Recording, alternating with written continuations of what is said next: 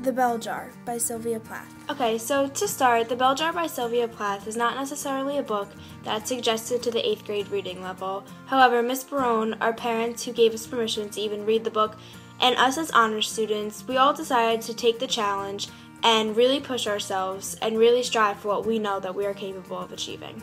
Alright, so The Bell Jar has a kind of interesting twist of events that truly make the reader dive into the content they're reading and really think about what's being put in front of them. That's what remotely makes this novel so fascinating. The fact that the author writes so many tiny yet crucial details that make the reader take that extra step to really conclude what's happening in every chapter and on every page.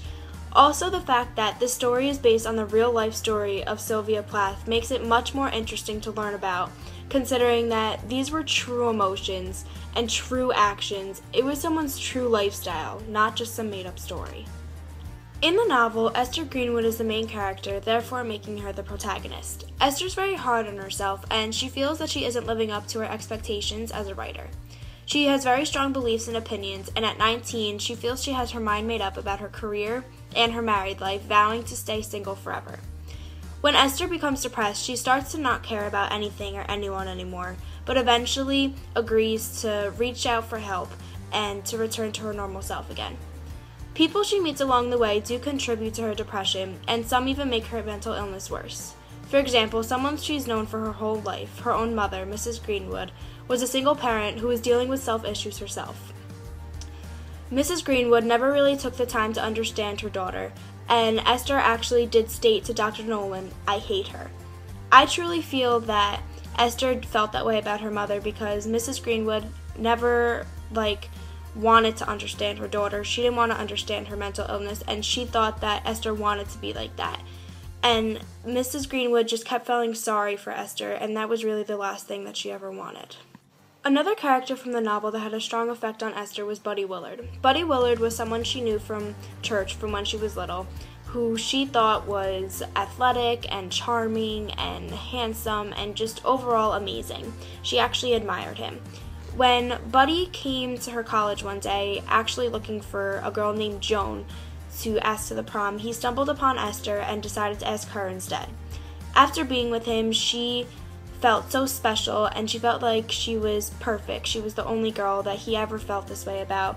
But then that's when she started to study him better. The day they watched the baby being born was the day that Esther decided that Buddy Willard was in fact a hypocrite.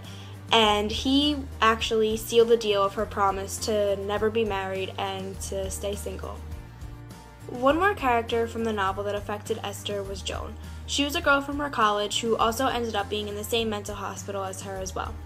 Esther felt that Joan was her biggest competition, starting with them both liking Buddy, whom in the end she realized that Joan was only into Buddy for his parents, and finishing with who would recover faster. Joan was someone that Esther looked up to when it came to recovering, but when Joan decided to take her own life, Esther actually took this in and looked at it as an inspiration for her to improve her mental health, and she wanted to get better and show Joan that she could do it. For the main conflict of the novel, I would definitely say that it is between Esther and herself. I mean, yes, she did have problems with people surrounding her, but she also opened up to Dr. Nolan, which proves that she didn't have a problem with just people in general.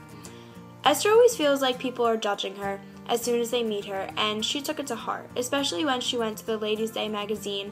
She found that she wasn't better than everyone else, but everyone else was in level with her, and she didn't really like that. So this was where her depression kind of started to kick in. She really was hard on herself, and that eventually drove her crazy. And unfortunately, her issues with herself and the way she saw the world interfered with her normal habits of reading and writing and doing the things she loves, but most importantly, sleeping and eating and just living. And that's what really led her to be psychotic, which was the main problem throughout the entire novel. The Bell Jar was filled with flashbacks that Esther had and immediately returning back to present day. Esther seemed to have a backstory for every situation she encountered in her life. For the most part, the events were pretty much all over the place, yet somehow they managed to stay in order, even with all the different flashbacks. Throughout the novel, I found that Sylvia had some extremely strong points in her writing, but there were weaknesses as well. As a writer, she did an amazing job describing each and every detail with a metaphor that fit perfectly. She created an image in my head every time I read one of her chapters. For example, this is one of the things that she had Esther say, describing how she felt about being with the Ladies' Day magazine and having everyone be at the same level she was. I guess I should have been excited the way most of the other girls were, but I couldn't get myself to react. I felt very still and very empty, the way the eye of a tornado must feel, moving dully along the middle of the surrounding hullabaloo.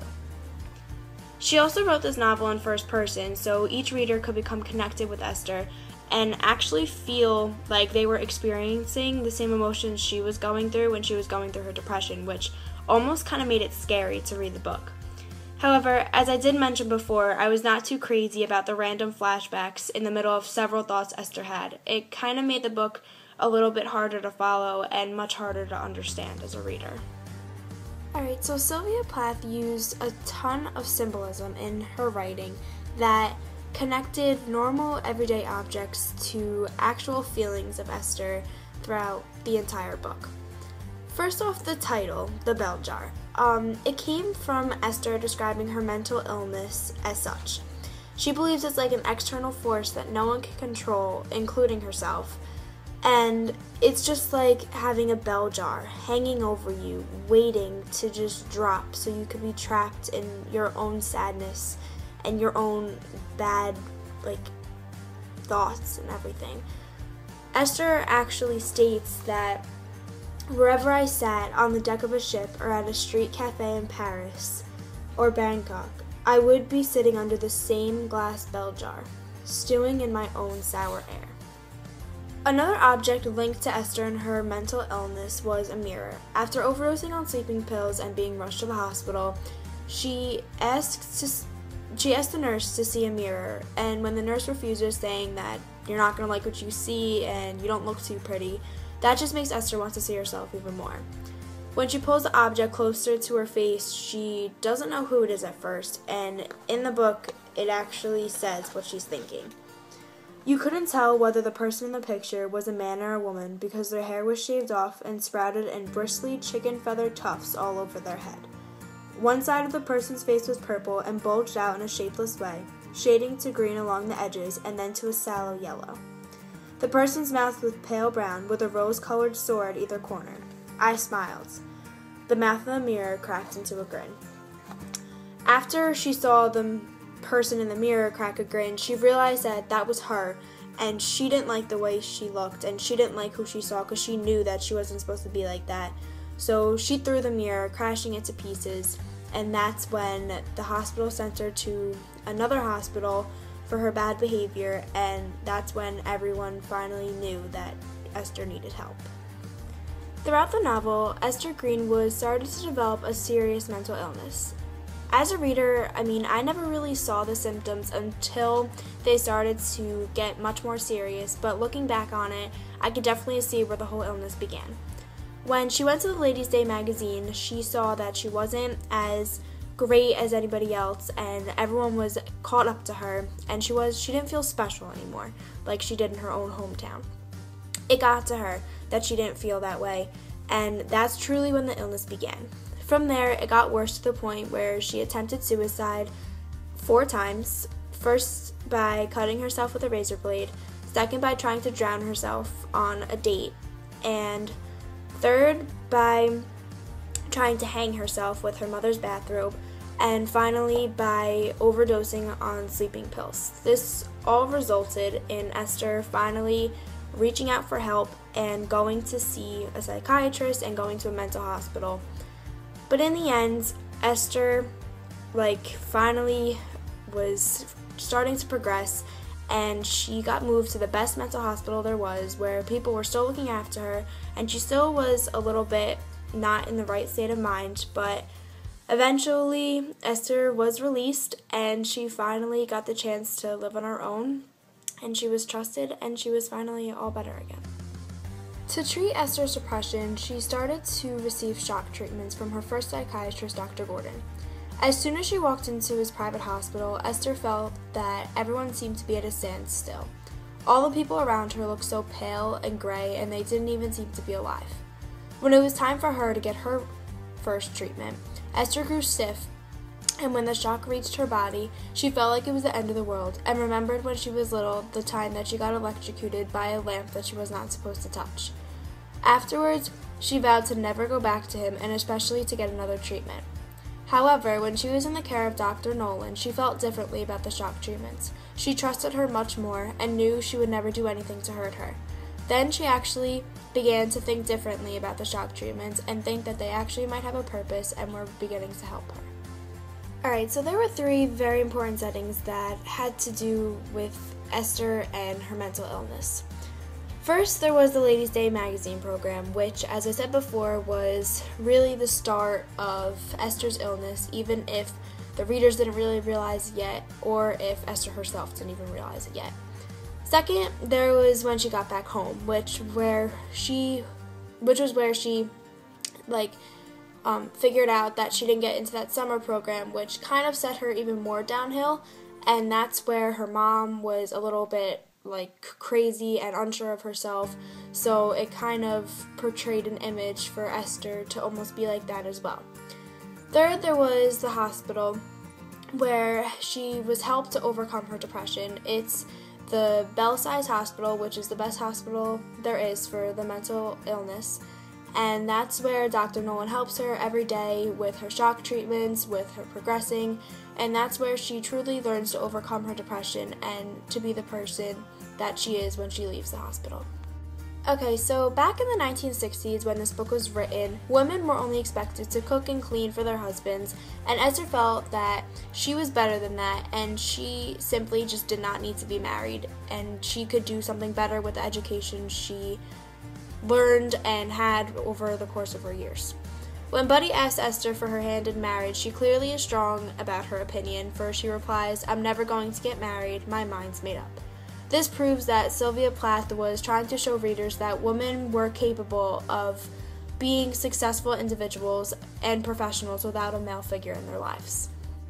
After the loss of Joan, I truly think that Esther is ready to leave the hospital after going through all this. I mean, she's been through so much, and I truly think she progressed, and that this made her stronger as an individual woman. It says in the book that there ought, I thought, to be a ritual for being born twice, patched, retreated, and approved for the road. So I think Esther knows she's ready too, and she's looking forward to the future ahead of her, where I potentially think that things can go back to normal and maybe she could continue her writing career and truly find a place for herself in the world. Overall, I think The Bell Jar by Sylvia Plath was definitely a great read. I mean, at some parts it was definitely hard to read and a little bit difficult to take in, but the connections you had with the characters and the details that you learned about, it was truly amazing, and I really think that everyone even at a young age should understand what this is about and understand what some people do go through, and that this isn't just a story. This could be someone's actual life. So I think that this was a very good book to read, and I would definitely suggest to people who are interested, and even if you're not, just to branch out and try something new. It's definitely a good place to start, and definitely a great book to get involved in. So I definitely would suggest it to others. And overall, I truly think that The Bell Jar was great.